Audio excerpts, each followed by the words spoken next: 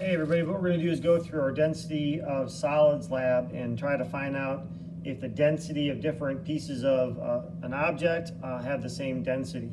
So I've got pieces of aluminum here that we're going to be doing. This is our first one. And to find density, we need the mass and the volume of these. So on your paperwork, you should have a column that says mass. You should also have a column that says final volume, initial volume, and then volume of our object. It's going to be difficult to find the volume of our object very easily. A lot of the objects that we have are irregular. Even this as a cylinder, we could calculate the volume with a formula and a ruler and measurement, but it's not going to be as accurate as what we do in our lab. All right, so first, this is our first piece of aluminum. Let's get the mass of it. Mass of a solid, super easy. Just put it right there in the balance. And we're going to read it to be about 26.65. Okay, write that down. Next thing we need to do is find the volume. Okay, so what we do is that we take a graduated cylinder, we fill it with some amount of water, and then we want to read the volume at eye level. Okay, so I'm going to read this one, and this looks to be about 27.0 when you look at it at eye level.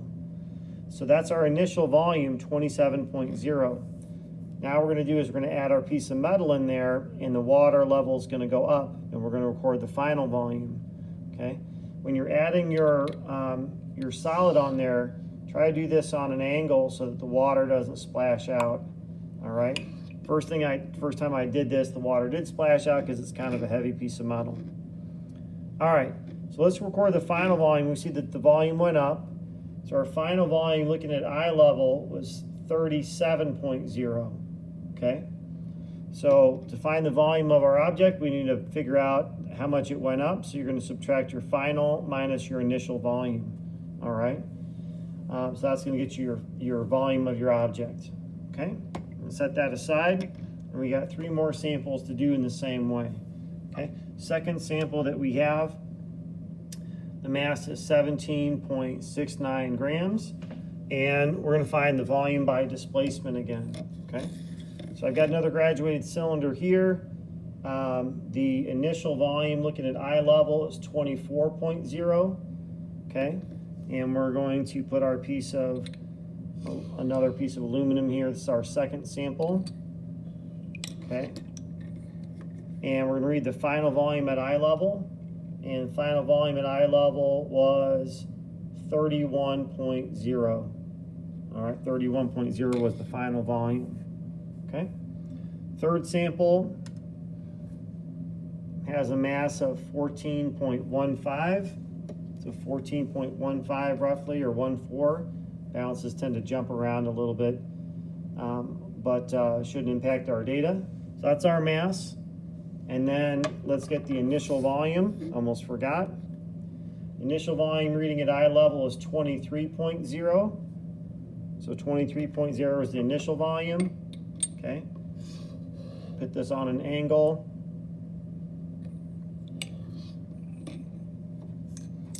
And let's see, our final volume reading at eye level, 28.3.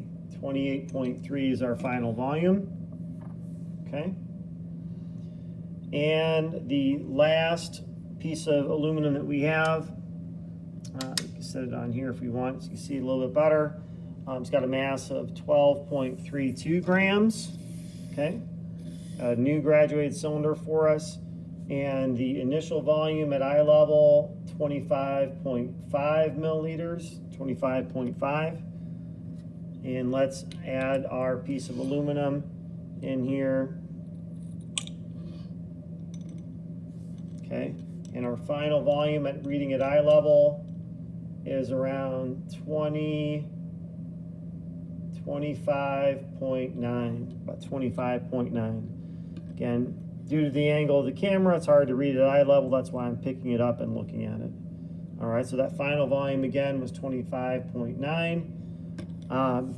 And with the mass that we measured directly and the volume that we measured indirectly, we should be able to calculate the density. All right, so one of the things that you're going to do once you have the density of each individual piece of aluminum, you're going to average it. And then once we average it, we're actually going to have you guys graph it and see if the slope is equal to our density. And we'll go through that in a separate video. Thanks for watching.